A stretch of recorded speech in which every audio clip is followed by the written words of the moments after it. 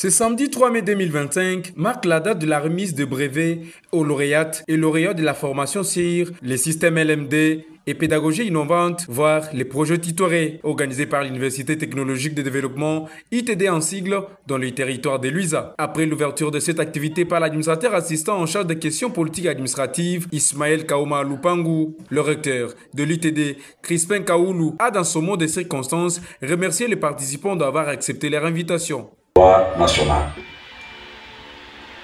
Poursuivant, j'ai saisi également cette opportunité pour remercier de vive voix les autorités politico-administratives du territoire de Luisa qui, dans leur agenda du travail, n'ont réservé aucune minute de repos, mais plutôt des efforts acharnés pour le développement de ce territoire et l'accompagnement de toutes les institutions qui s'y trouvent.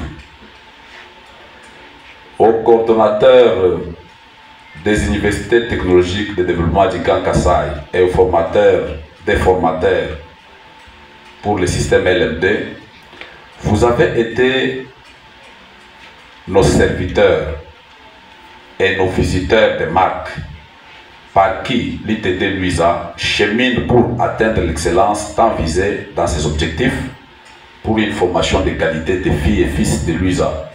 Prenant la parole, le formateur et chef des travaux Jean Ilungaboula Boutupou a rassuré que ces 3 jours de formation du 28 au 30 avril étaient bénéfiques pour les enseignants de cette université. Il a ainsi déploré l'absence totale des autres instituts supérieurs de la place dans cette formation. Et nos diplômes ne sont pas considérés. Il fallait uniformiser les diplômes.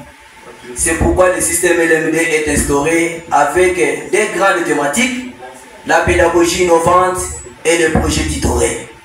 La pédagogie innovante est couplée au projet tutoré parce que cette pédagogie est basée sur la compétence et le projet tutoré aussi est basé sur la compétence dans le sens qu'aujourd'hui, un bachelier formé dans le système LMD, il n'a pas le droit d'aller faire encore G l'honneur.